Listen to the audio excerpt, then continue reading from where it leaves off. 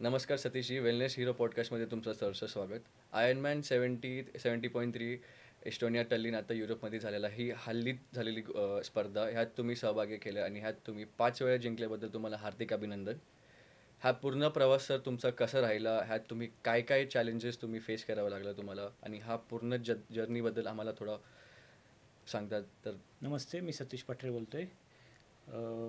मी स्पोर्ट्समध्ये लहानपणापासूनच आहे आणि मी सायकलिंग वगैरे एक वयाच्या 7वी-8वीला असतापासून मी चांगली सायकलिंग करायचो. म्हणजे जो पूर्ण कॉलेजवर मी सायकलिंग केली. सायकलिंगचं मला लहानपणापासूनच आवड होती आणि स्विमिंग माझं नॅचरल होतं. ते करता करताच मी जास्त सायकलिंग करायचो. सायकलिंग, स्विमिंग असं म्हणजे पहिल्यापासूनच आवड होती. आणि ते करता असतानाच आम्ही एक दिवस असं सायकलिंग करता करता मी पंढरपूर या ठिकाणी गेलो होतो सायकल करता करता. आणि पंढरपूरहून आल्यानंतर मी बाईक सर्व्हिसिंगसाठी एक ठिकाणी गेलो होतो. तिथं मला आयर्नमॅन भेटले ते 2-3. मग ते मला बोलले की सर, तुम्ही एवढी बाईकिंग करता, एवढं स्विम करता, तर तुम्ही आयर्नमॅन ट्राय करा. मग तेव्हापासून मी प्रॅक्टिस चालू केली आणि एक इव्हेंट एक 3-4 वर्षापासून, मग 4 वर्षापासून प्रॅक्टिस चालू केली. आणि त्यानंतर मग मी एक गोवा इथे इव्हेंट होता, तो रजिस्टर करून मी माझी रोज प्रॅक्टिस चालू केली. मॉर्निंगला मी रोज अर्ली मॉर्निंग 4 वाजता उठायचो. 4 वाजता उठून थोडं डाएटचं पदार्थ खाऊन मी आपला वर्कआउट रोज स्टार्ट करायचो. तर त्यात म्हणजे अल्टरनेट डेज वर्कआउट असायचा. स्विमिंग, सायकलिंग, रनिंग अल्टरनेट असायचा. तर वीकमध्ये मी 1-2 दिवस स्विमिंग पूलमध्ये प्रॅक्टिस करायचो आणि एक दिवस मी ओपन वॉटरसाठी लेकला जायचो. आणि सायकलिंगचं पण तसंच होतं की 2 दिवस इंडोरला करायचो आणि एक दिवस मी मोठा म्हणजे सोलापूर रोड किंवा लोणावळा असं लाँग रूटला जायचो.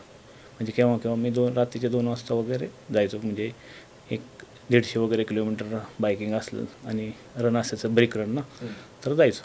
मग असं करता करता मी गोवा ही स्पर्धा रजिस्टर केली होती. त्या गोवाच्या आधी मी एक चंदीगड इथे ऑलिम्पिक डिस्टन्स ट्रायथलॉन होतं, डिस्टन्स कॉम्पिटिशन होती. ती पण मी म्हणजे त्याचं डिस्टन्स होतं 1.5 स्विमिंग, 40 किलोमीटर बाईक आणि 10 रन. तर ती मी कॉम्पिटिशन सहज पूर्ण केली. आणि त्यानंतर म्हैसूर इथे पण मी ऑलिम्पिक डिस्टन्स ट्रायथलॉन केली होती. त्यानंतर गोवा इथं झालेल्या आयर्नमॅन 70.3ला मी सहभाग घेतला होता. ती थोडी चॅलेंजिंग होती. ह्युमिड वातावरण होतं, बायकिंगला पण थोडं इन्क्लाईन जास्त होतं, रनला पण थोडं इन्क्लाईन होतं.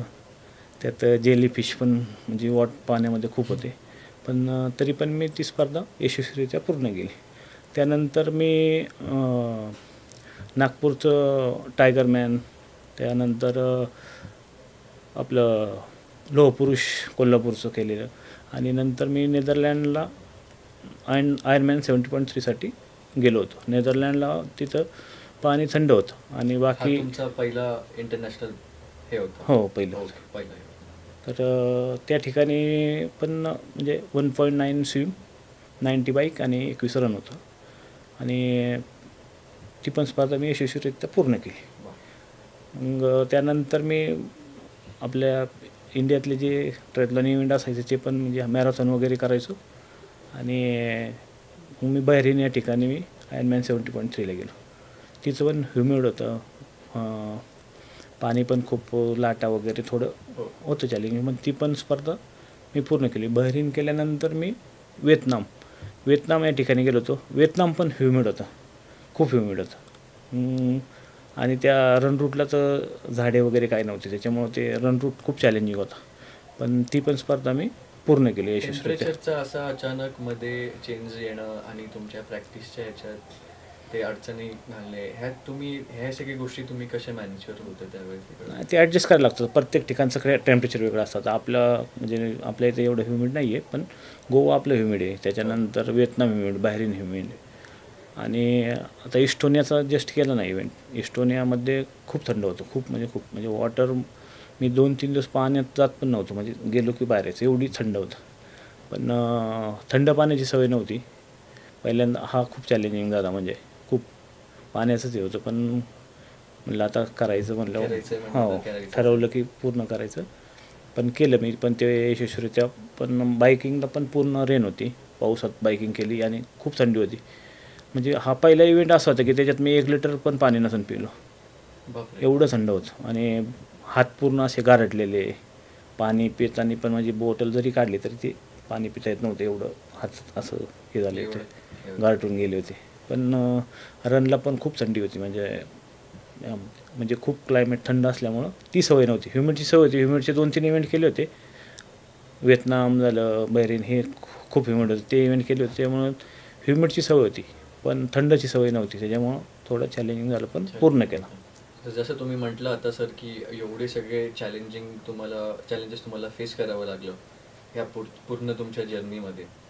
आपली येणाऱ्या पिढीसाठी तुम्ही काय सजेस्ट करणार, म्हणजे आपले व्ह्युअर्स जे बघतायत आता, तुम्ही कसं त्यांना सजेस्ट करणार की तुम्ही हे कसे टॅकल करा? जसं तुम्ही सांगितलं की तुम्हाला टेम्परेचर चेंज झालं, हे जास्त लोकांना सवय नसतं, तर ह्या गोष्टींमध्ये तुम्ही काय सजेशन देणार आणि येणाऱ्या पुढच्या पिढींना फिटनेसबद्दल तुम्ही काय माहिती देणार? तुम्ही काय वाटतं तुम्हाला, तुम्ही काय असे तुमचं एक स्पेशल टिप म्हणून?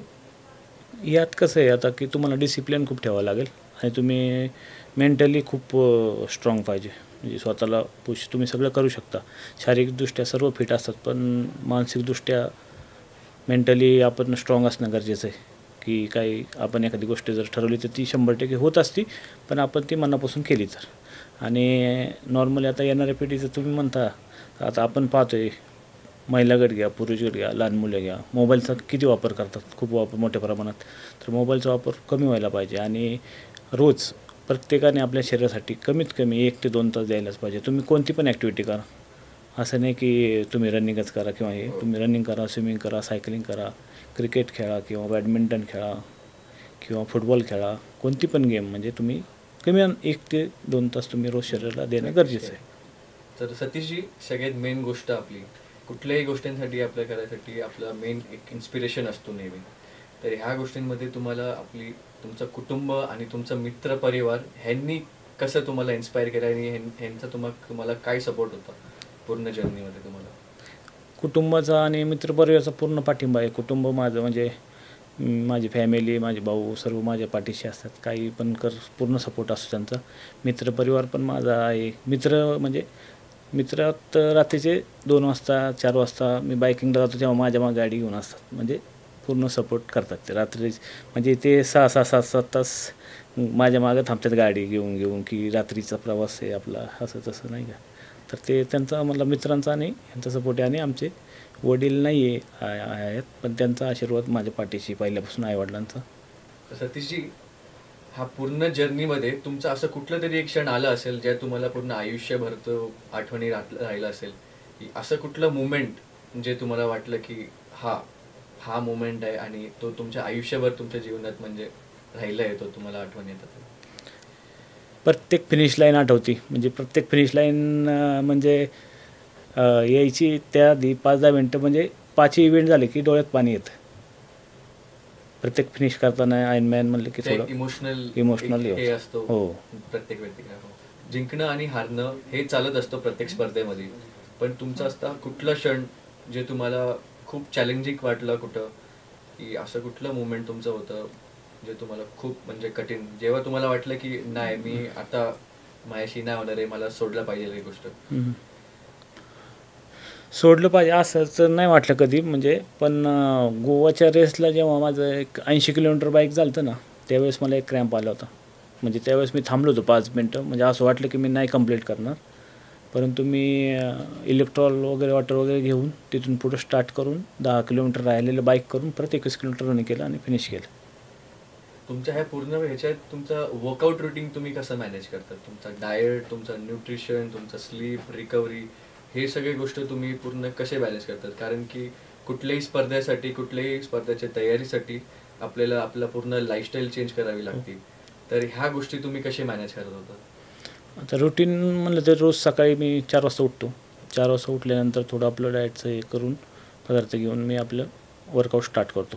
म्हणजे कधी म्हणजे 2 तास, कधी 3 तास असं नॉर्मली, कधी 8 तास पण असतो, कधी 10 तास पण असतो. त्या हिशोबाने मग वर्कआउट आपला रोजचं चालू करून विकेंडला आमचं मोठं वर्कआउट होतं. सॅटर्डे संडे म्हणजे लॉंग 100-120 किलोमीटर बायकिंग किंवा मग 30-20 किलोमीटर रन, 25 किलोमीटर रन किंवा कधी कधी ब्रिक सेशन पण असतात. बाईक करायची लगेच रन करायचं असे पण असतात. त्यामुळं ते रेग्युलर रोजचं सवय लागलेली आता काय लहानपणापासूनच लवकर उठायची सवय आहे, त्याच्यामुळं काय वेगळा त्रास होत नाही लवकर तुम्हाला उठायला. घरून लागली सवय की हे तुम्ही स्वतः नाही नाही, लहानपणापासून बघा, लहान होतो ना, मी 8वीचा असताना घरी दूध व्यवसाय होता आमच्या वडिलांचा. तर मग सकाळी दूध काढून शाळेत जायचो, अरे वा. सायकलवर जायचो शाळेत, दूध टाकायला सायकलवर जायचो ना. तर तेव्हापासूनच पहाटे 5 वाजायची म्हणजे उठायची सवय लागलेली असायची. मग ती अजून पण कंटिन्यू आहे.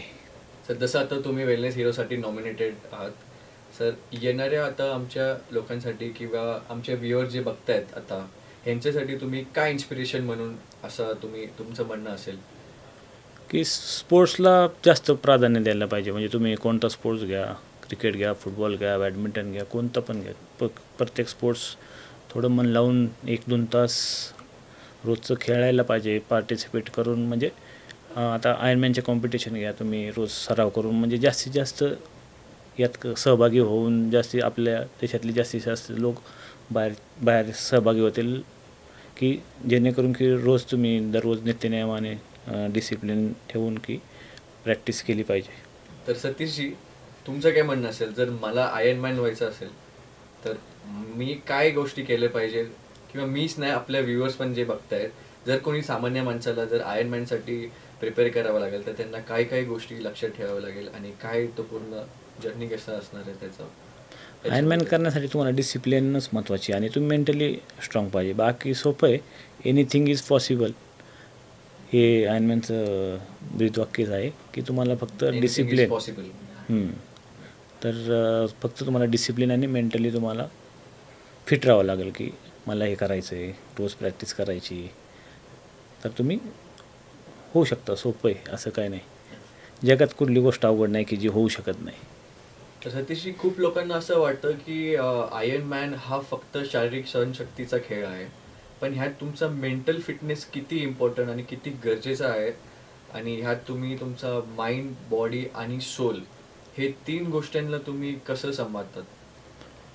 तुम्हाला शारीरिकपेक्षा तुम्ही मेंटली खूप स्ट्रॉंग पाहिजे या गोष्टीसाठी. म्हणजे फिजिकली तर तुम्ही फिट असताच, पण याच्यासाठी तुम्ही मेंटली खूप, म्हणजे कधी कधी तुम्हाला आता पहा की स्विमिंग कट ऑफ हा 1 तास 10 मिनिट असतो, आणि काही काही वेळेस काय होतं की करणारच असतो आपण समजा, परंतु असं वाटतं की मी त्याच्या बाहेर जाईल, 1 तास 10 मिनिटात नाही होणार, नाही का.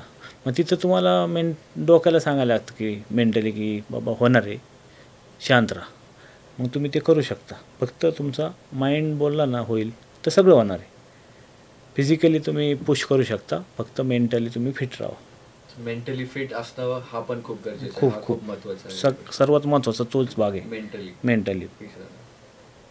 सतीशजी, आणखीन एक गोष्ट तुम्ही मला आता ऑफ कॅमेरामध्ये सांगत होते की प्रॅक्टिस करताना तुमच्यासोबत झालेली ती घटना आहे, त्यांच्याबद्दल थोडक्यात आम्हाला जरा कॅमेऱ्यामध्ये तुम्ही जर सांगितलं तर आमच्या व्ह्युअर्सला पण बरं वाटेल.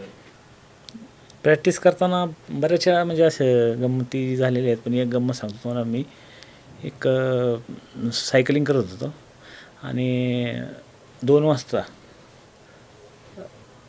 पाटस इथे होतं मी रात्रीचे, आणि तिथं माझी सायकल पंक्चर झाली होती. तर आमच्याकडं होतं सर्व, तर चाक वगैरे चेंज केले आणि आम्हाला हवा भरायची होती, म्हणून आम्ही एक पेट्रोल पंप आहे त्याच्या शेजारी गेलो.